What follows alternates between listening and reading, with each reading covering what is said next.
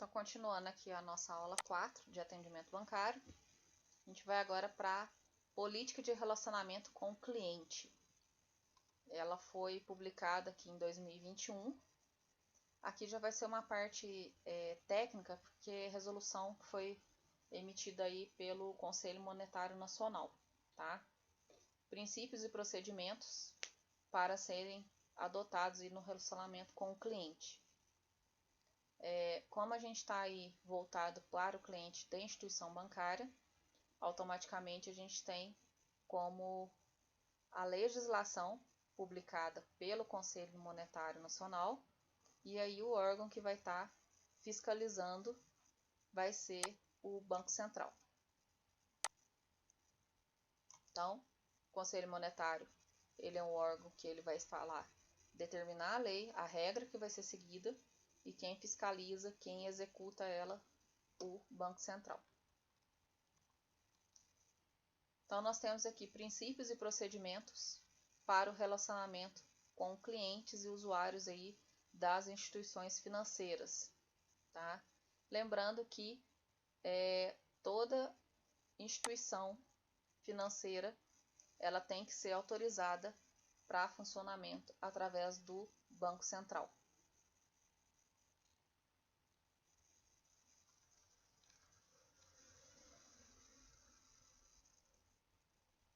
Todas as instituições aí que estão inclusas nessa regra, elas têm que ter as suas atividades com... Deixa eu só grifar aqui para vocês.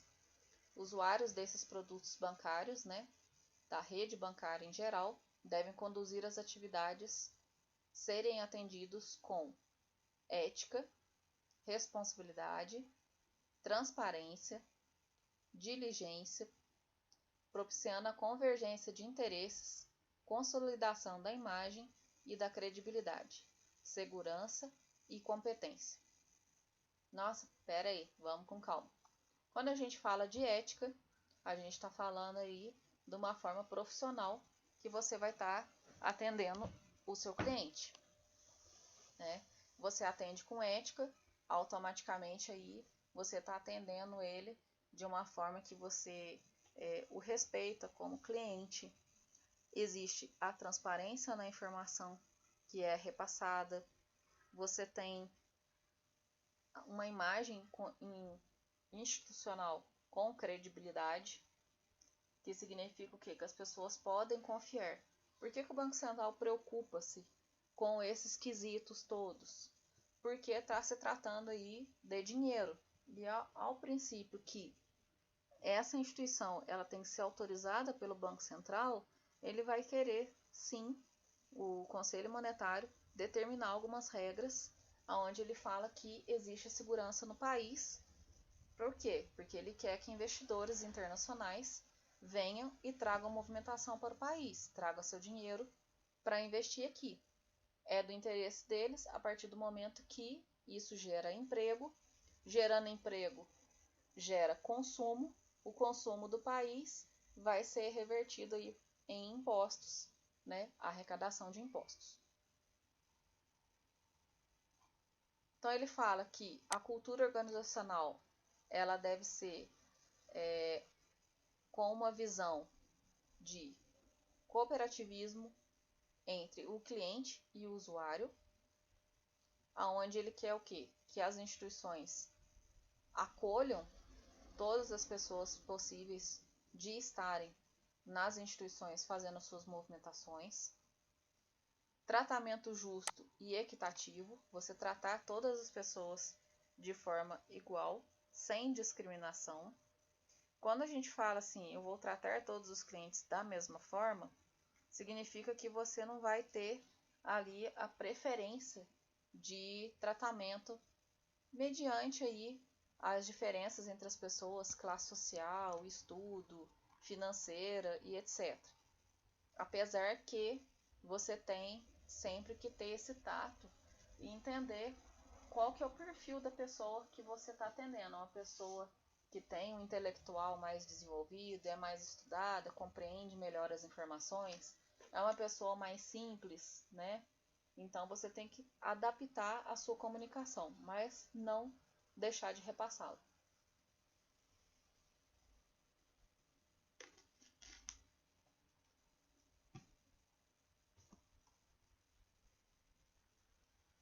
Depois aqui sobre os procedimentos. Em relação aos procedimentos, como que os serviços vão ser ofertados e contratados. Ali ele fala adequação dos mesmos com relação aos interesses e objetivos dos clientes, integridade, confiabilidade, segurança, sigilo das transações. O sigilo bancário ele é extremamente, como se diz, cobrado das instituições mesmo, vamos dizer dessa forma.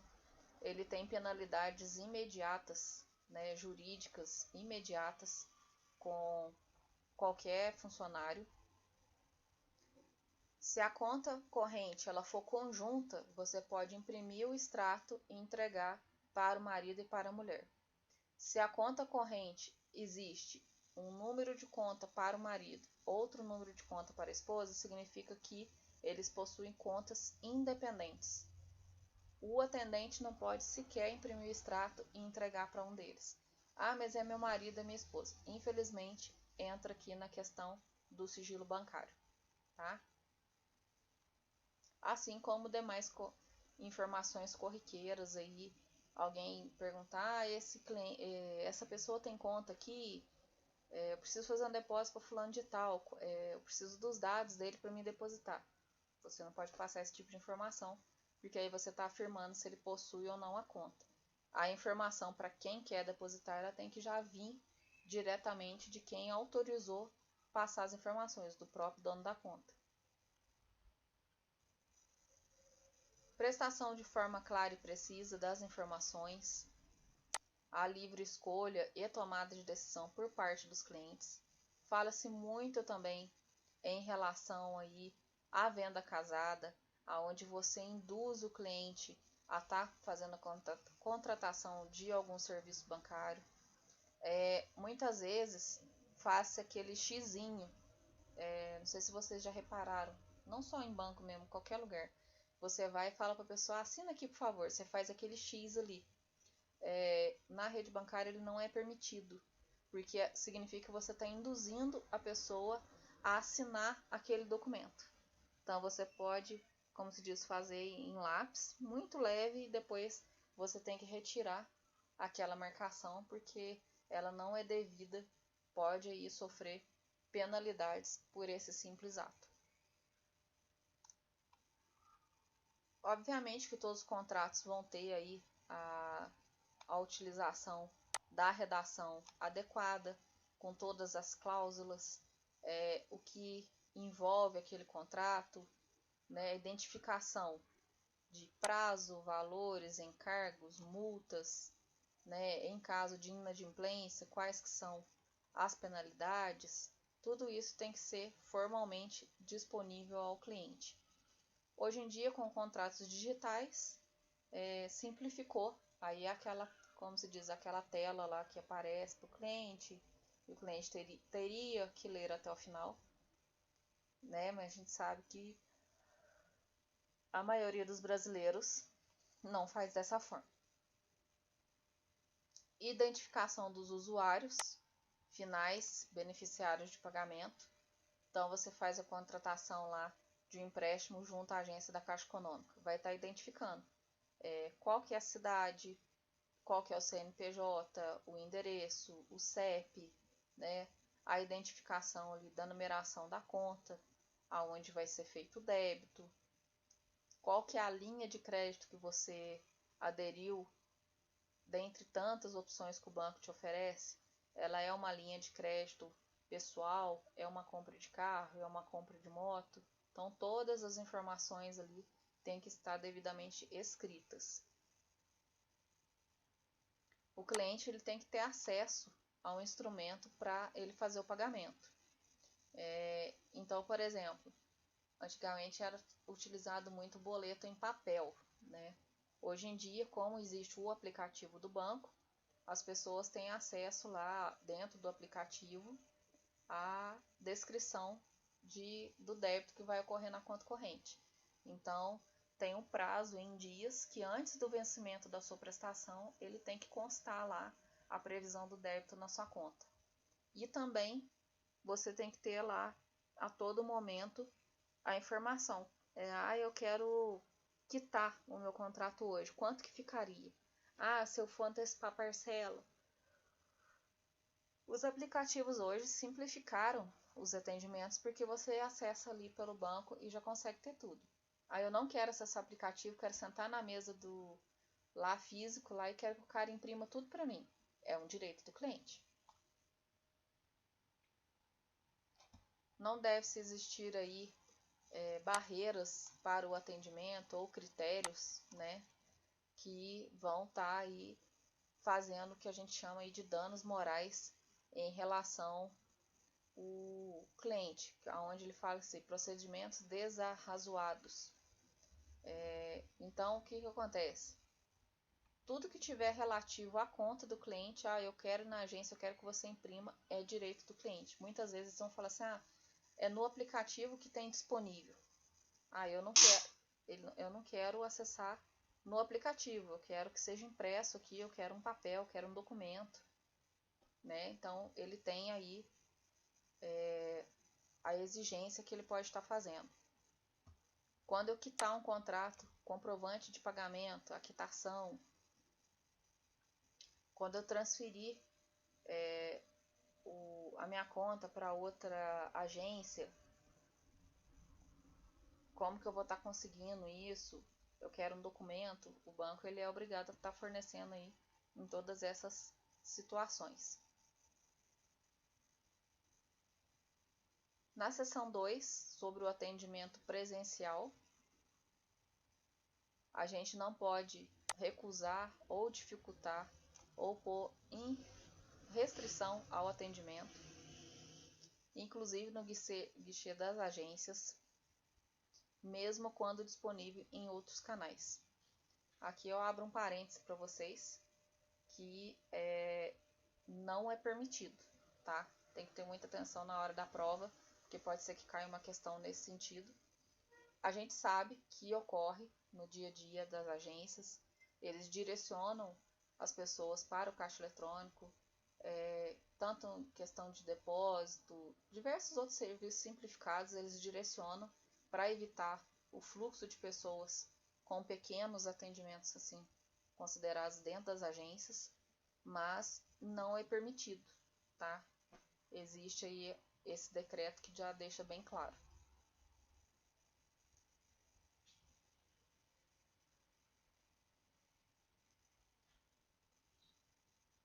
Agora, existem as exceções. Se não houver o convênio para você fazer o pagamento naquela instituição, a instituição não é obrigada a receber. O que seria um convênio? Existem alguns impostos que estão disponíveis para pagamento, mas são exclusivos de algumas instituições. Então, por exemplo, quando a prefeitura emite o IPTU para ser pago, lá na guia do IPTU ele já indica para você quais bancos que estão aceitando aquele documento. Então, até pouco tempo atrás, por exemplo, você conseguia pagar o IPTU daqui de Baipendi só na Caixa Econômica. Aí, de pouco tempo para cá, conseguiu ativar aí junto a Sicoob, por exemplo, tá?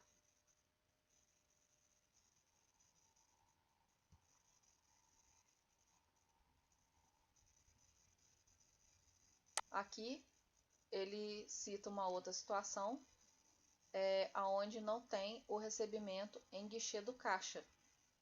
Às vezes aquele documento ele não está ali com o código de barras para ser pago também na instituição. Aí sim pode ocorrer a recusa, porque aí o documento ele está fora do padrão de recebimento também. Aqui no item 2 ele fala também quando o boleto está com alguns requisitos ali que não estão dentro da regulamentação do Banco Central. Sabe algumas vezes quando você recebe boleto de internet ou você compra alguma coisa Mercado Livre, em algum site, você emite o boleto e ali na sequência você já tenta pagar e fala assim que o banco não reconhece aquele título. Aí é porque ainda não foi registrado na base. Aí o atendente ele pode recusar o pagamento também. O cheque ele pode ser recusado como meio de pagamento também, tá? O que acontece com relação ao cheque? O cheque é como se você estivesse fazendo um saque da sua conta. Para vocês entenderem, eu tenho que ter o dinheiro, o certo, o correto é eu ter dinheiro na conta para eu estar emitindo cheque. Porque pela lei não existe a versão aí do cheque pré-datado, que é um cheque que vai vencer para frente. Então, se eu for no banco, eu tô ali, quero pagar minha conta agora, aqui ele está falando sobre atendimento presencial, e aí eu quero usar o meu cheque para fazer o pagamento. Então, o banco ele pode recusar. Por quê? O meu cheque ele pode ser que ele seja do Bradesco, do Itaú, seja lá de onde for, e eu estou na agência da Caixa Econômica para fazer o pagamento. Ele não tem como ele sacar o cheque de outro banco. Cada banco saca o seu cheque dentro da sua própria instituição. E aqui fala também das agências que não possuem guichê de caixa. Tipo aquele posto de atendimento do Bradesco que tinha lá no prédio da Nexo Minas, tinha só um caixa eletrônico e ali um atendente. Então ali nesse caso eles têm aí a exceção de poder estar recusando o atendimento porque ele não tem a plataforma ali para fazer o procedimento.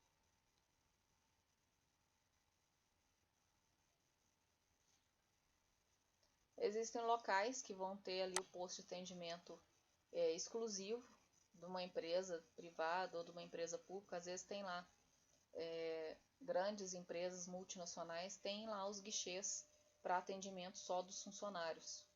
Ou aqui ele ainda fala também de outros tipos de empresas, mesmo públicas, que vai atender um número de pessoas, ele um grupo restrito. Então ele pode recusar o atendimento ao público em geral.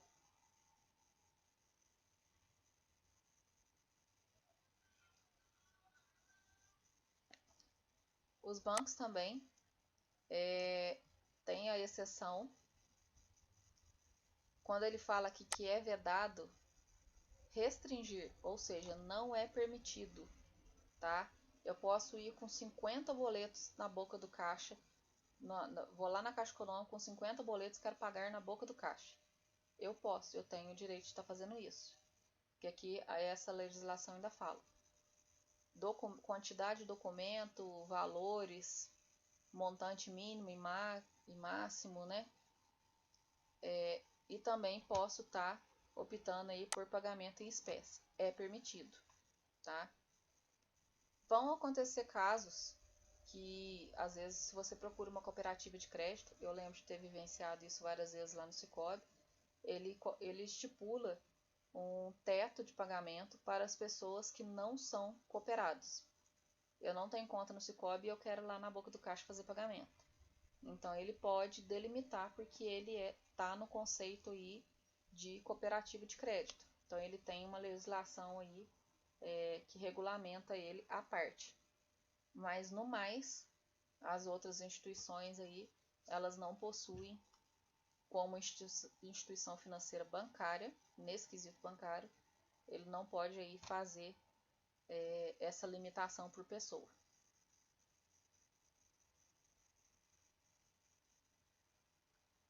Toda a informação relativa às permissões internas, aqueles quadrinhos, né, informativos, tem que estar espalhado na agência para acesso de todos, para visualização da população em geral que estiver ali dentro.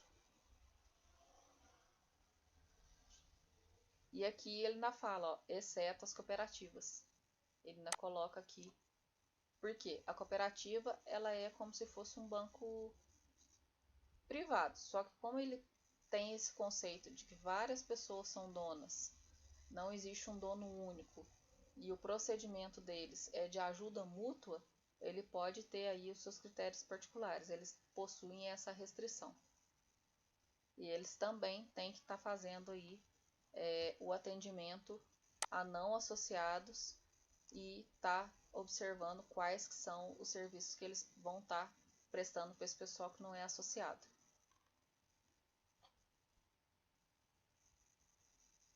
Política institucional de relacionamento com o cliente.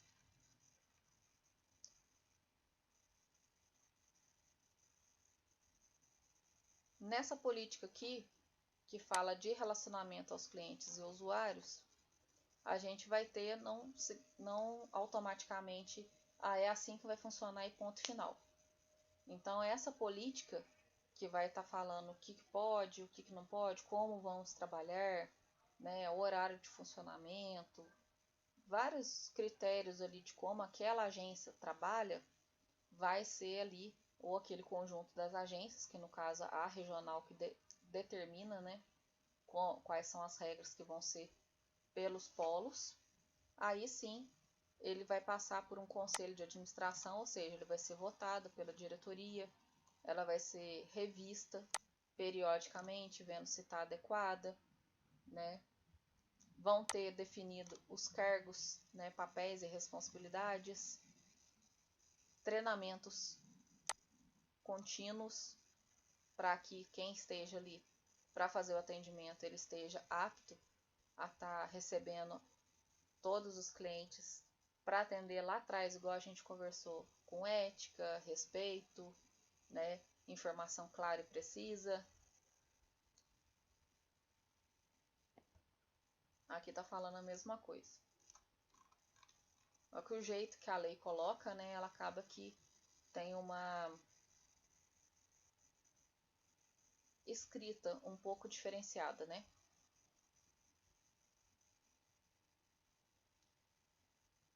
Aí aqui fala que o conglomerado de agências, né, pode trabalhar na forma de uma política que vai estar falando aí de vários pontos de atendimento e também o sistema de cooperativo de crédito, que aí ele vai ter as suas permissões e os seus parênteses à parte. A política institucional de relacionamento com cliente e usuário. Aí vão ser como que vão ser as rotinas operacionais e os relacionamento em geral no dia a dia. Aí a gente tem o que? Identificação e qualificação dos clientes, aonde você tem lá as listagens internas, aonde você filtra o cliente. Como que eu vou considerar o meu cliente aí como um cliente ativo? Né? Inclusive algumas, o Itaú, se não me engano, o Bradesco, eles possuem lá os tipos de cartões, os tipos de conta, aonde eles conseguem fazer classificações diferenciadas. Então, você é cliente Prime, você é cliente PJ, você é cliente produtor rural, e ali ele consegue estar fazendo ali a qualificação para poder ele estar atendendo de acordo com os requisitos daquele público específico, tá? Como que eu sou qualificado junto numa instituição? Sempre o meu relacionamento com uma instituição financeira, ele vai estar começando a partir do cadastro. Então, no momento que eu levo os meus documentos para me identificar como pessoa, quem sou eu, e em segundo momento, eu provo para o banco, demonstro para ele quanto eu ganho e o que eu possuo de patrimônio. O quanto eu ganho, eu vou identificar com o Olerite, declaração de imposto de renda, ou até o DECORE, que é um documento contábil também emitido pelo contador. E no segundo momento também, os meus bens, carro, casa, moto, lembrando que a casa de morada ela não é considerada patrimônio, porque para fins judiciais ela não é penhorável. Então, o que acontece nesse sentido aqui? Por que o banco quer saber o que eu tenho? Porque ele imagina como eu cuido do meu dinheiro.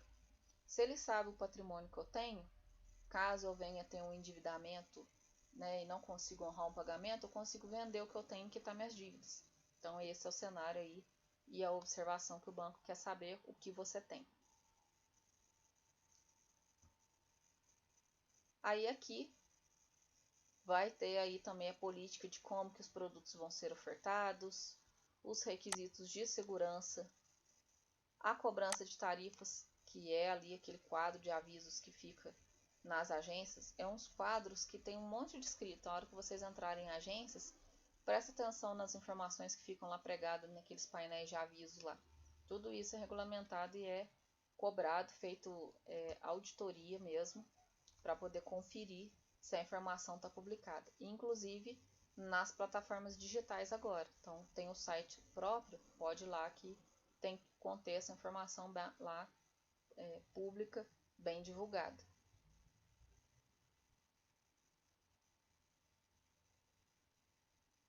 Aí aqui, quando se fala em gestão do atendimento prestado, né, hoje em dia ele tem que ter um sistema para poder estar coletando todas essas informações. Quantas pessoas entraram na agência, o painel de senhas, quanto tempo as pessoas ficaram aguardando. Então tem vários requisitos aí que tem que ficar à disposição para o Banco Central aí como órgão fiscalizador.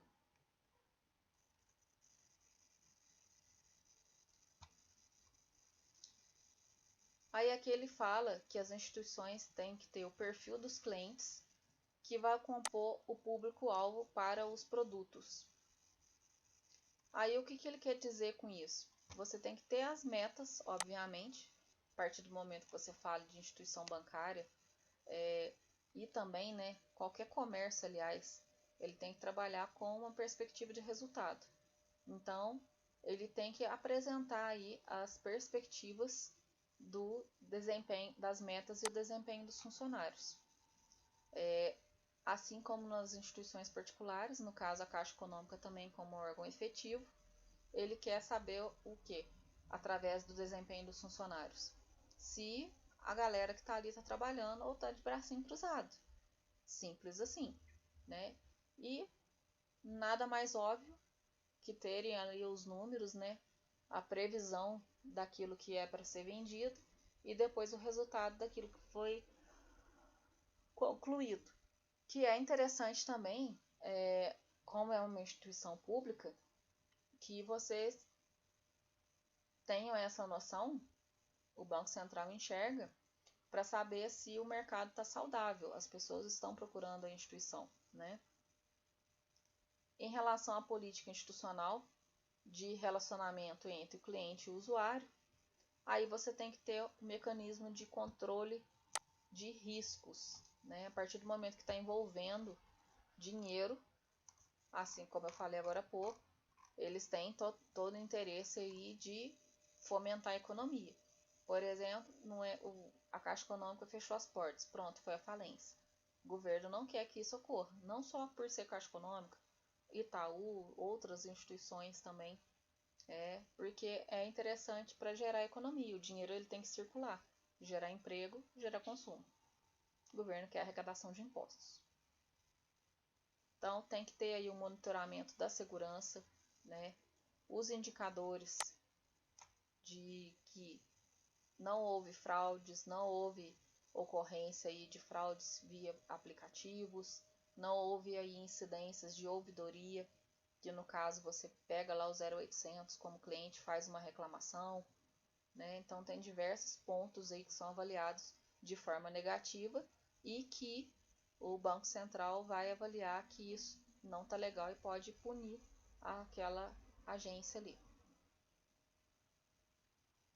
Todos os dados, os registros e informações relativos ao mecanismo de controle, processo, testes e trilhas devem ser mantidos à disposição do Banco Central pelo prazo mínimo de 5 anos. Aqui ele fecha essa resolução e a gente vem para a próxima, que vai estar falando sobre a constituição e o funcionamento da organização de ouvidoria. Acabei de citar aqui para vocês. A ouvidoria ela tem duas formas de ser aplicada. Eu peguei o 0800 interno da agência, da Caixa Econômica. Ele é relativo à Caixa Econômica em geral e eu abro uma reclamação dentro da Caixa Econômica. A equipe da Caixa Econômica vai me ouvir, vai cobrar do gerente daquela agência, vai identificar o atendente e vai apresentar uma resolução ali, uma solutiva para o meu ponderamento. Abrir uma ouvidoria para o Banco Central. O Banco Central aí é o órgão fiscalizador das instituições financeiras. Aí o bicho pega. Porque o Banco Central ele tem o poder de chegar e falar assim, ó, essa agência está com as atividades suspensas por 10 dias, por 20 dias. Queremos apurar o caso. Então, obviamente o peso é 10 vezes maior, tá? E não é interessante, obviamente, não é positivo para a imagem, para os clientes se sentirem seguros. Pode todo mundo chegar lá e começar a sacar o dinheiro, né? E aí diversos problemas que podem ocorrer.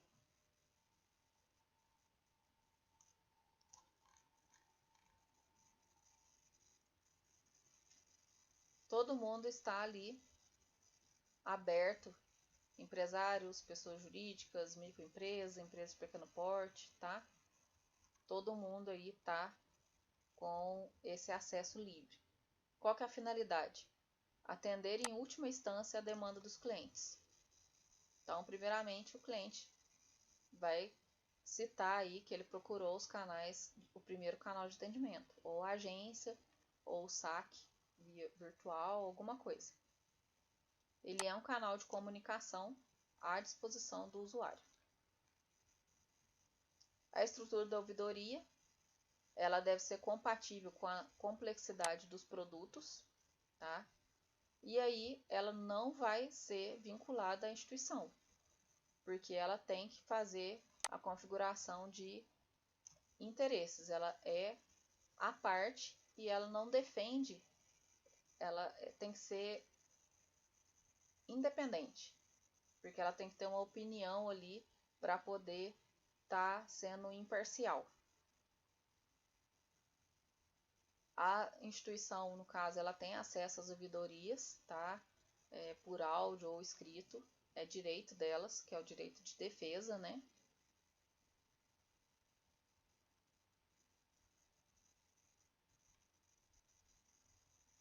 A cooperativa, no caso, ela tem uma legislação à parte, que vai estar verificando aí sobre as cooperativas de crédito.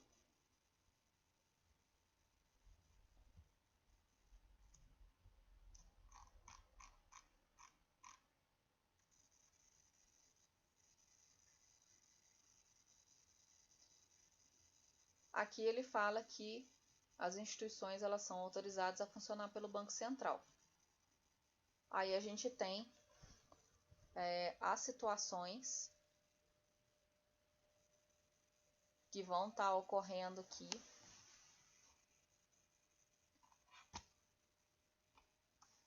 Que o Banco Central vai solicitar que elas vão ter aí o serviço de ouvidoria.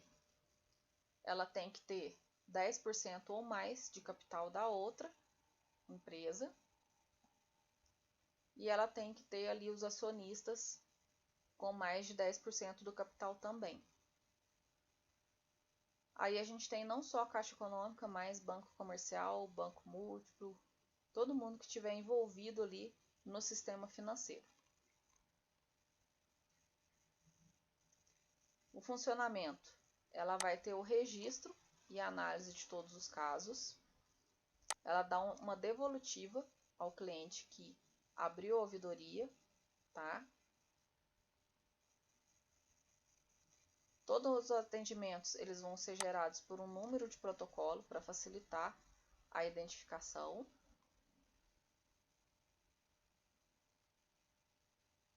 E aí ele vai estar envolvendo tanto órgãos públicos quanto também as instituições privadas, tá? Tem o prazo, que é dado prazo de resposta para o ouvinte.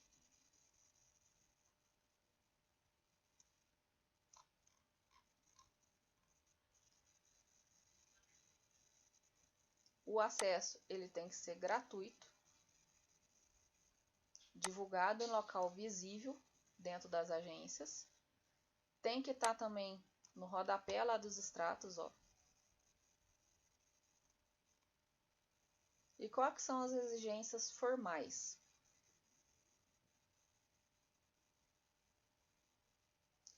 Qual que é a finalidade e atribuição daquela ouvidoria? O critério de designação, né? Qual que é a identificação exata da agência, de quem está abrindo a ouvidoria?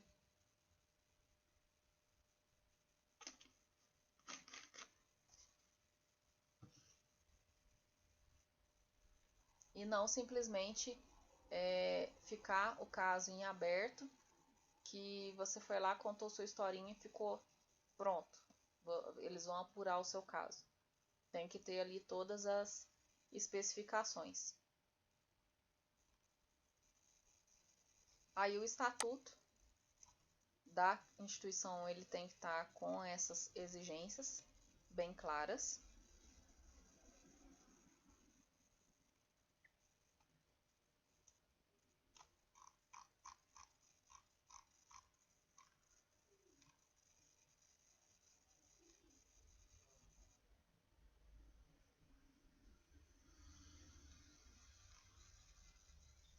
A prestação das informações.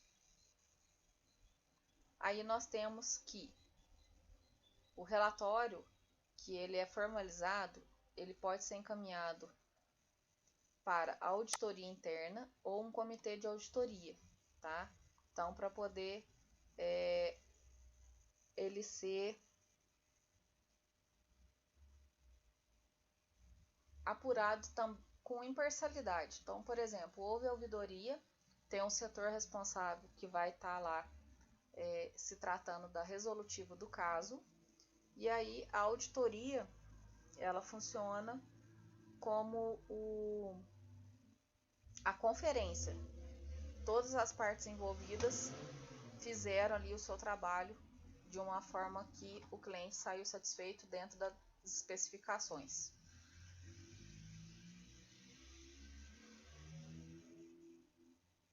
Aí aqui tem o exame de certificação, que confere se a ouvidoria ela foi atendida de uma forma ética.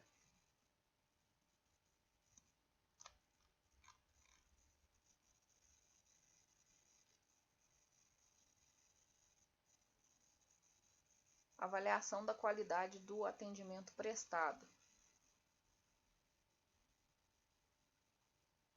Aí ele vai ver se é considerado ali um atendimento de qualidade ou não. Aonde vão ter as notas de 1 a 5.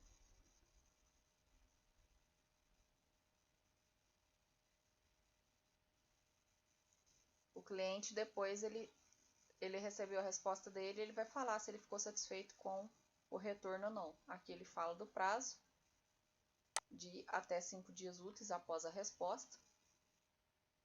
E o Banco Central tem aí a nota de avaliação.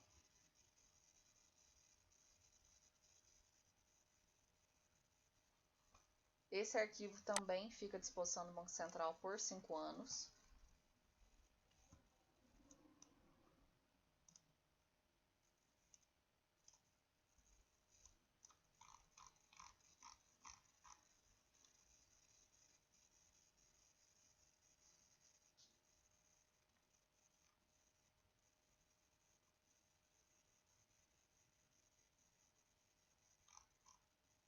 Aqui tem uma outra resolução, que ela é referente também ao relacionamento com o cliente, tá?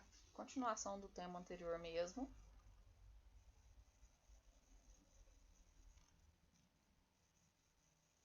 Aí aqui ele repete o princípio de ética, transparência. Nesse caso, a resolução é de 2021, emitida pelo Conselho Monetário Nacional.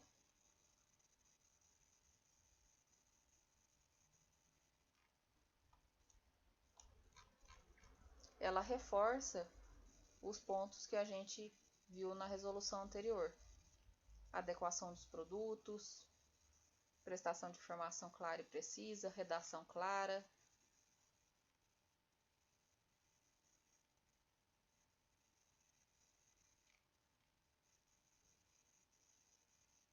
Ela fala sobre o atendimento presencial, que é o que a gente acabou de conversar.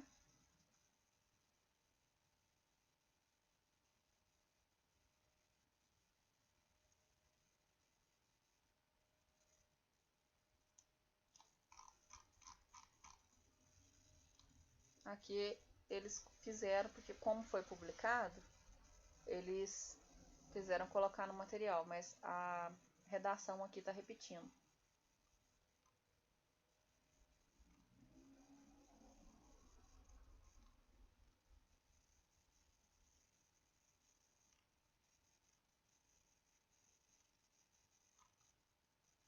E ele repetiu aqui o tema da resolução. O gerenciamento, de como que está sendo feita a interação entre o cliente e o usuário.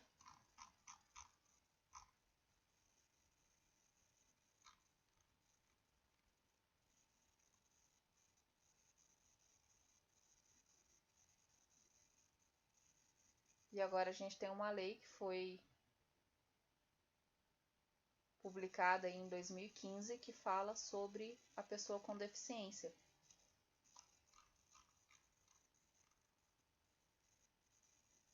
Estatuto da pessoa com deficiência, para que ela tenha ali condições de igualdade no atendimento. Aí, hoje em dia, quando a gente fala de... É também usada a sigla PCD, tá, gente? Pessoa com deficiência. Ampliou-se muito a questão do conceito de deficiente, porque não é só mesmo aquilo que é visível, né?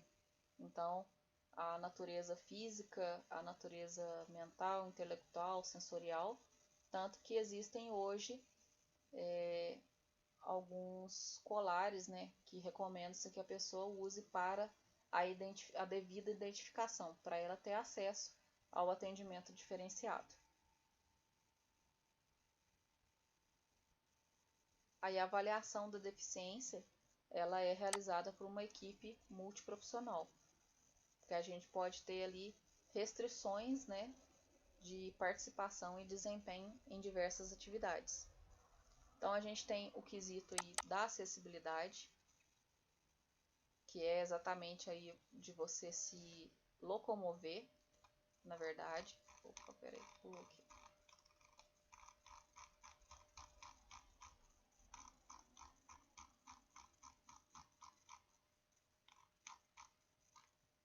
A gente tem aqui a questão da locomoção, que todos têm o direito à segurança e autonomia, que você consiga se transportar, né, em locais públicos.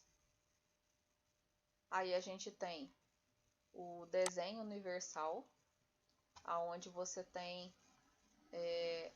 visualmente a tecnologia que vai estar facilitando a sua compreensão de produtos e informações. A tecnologia assistiva, que ele vai fazer a adaptação. Aí você tem lá com relação à visão, à audição, então ele faz aquele sensorial para que você consiga compreender a comunicação. Então, se você não tem a audição, você vai usar o sentido da visão. Se você não tem o sentido da fala, você vai ter ali também a opção do Libras, né?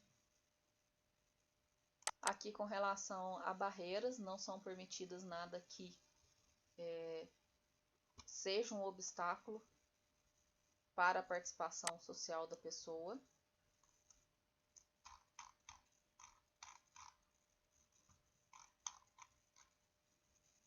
Aí na questão das barreiras a gente tem em relação à arquitetura, vias urbanas, nos transportes, né?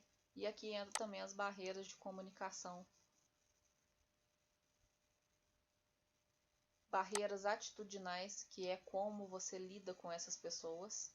Então, veja bem que aqui a gente abre até um parêntese, que toda instituição pública, nesse caso, ela teria que ter a opção de estar aí tendo um treinamento adequado. para poder saber lidar com tanta variedade hoje em dia que a gente tem de interação aí aos PCDs. Aqui ele já fala até da comunicação, do Libras, do Braille, né?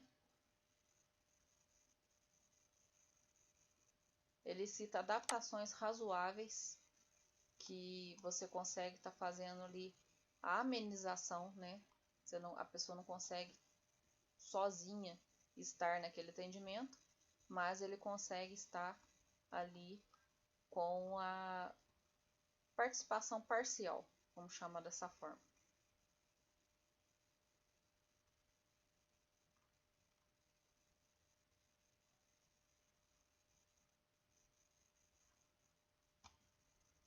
E agora, recentemente, a gente tem visto muito o atendimento do serviço de acolhimento, né, assistência social, que ele vai fazer o quê? São as residências que vão dar o amparo às pessoas que precisam aí, que não tem nenhum tipo de apoio psicossocial, e aí ela é acolhida para ela ser preparada para voltar para a sociedade ou para ser reintegrada.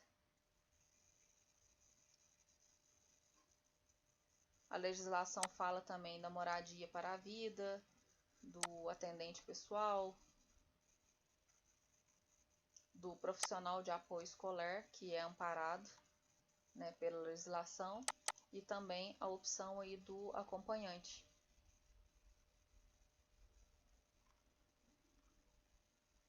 Igualdade e não discriminação.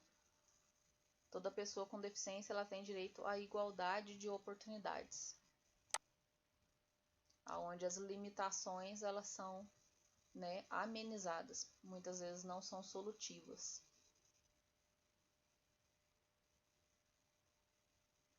O deficiente ele será protegido contra negligência, discriminação,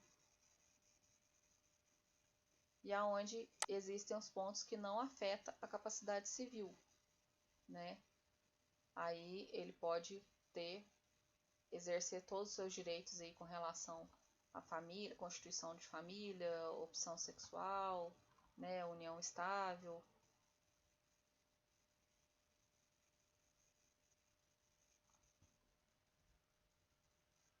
Cabe então ao Ministério Público recorrer aí a amparo dessas pessoas.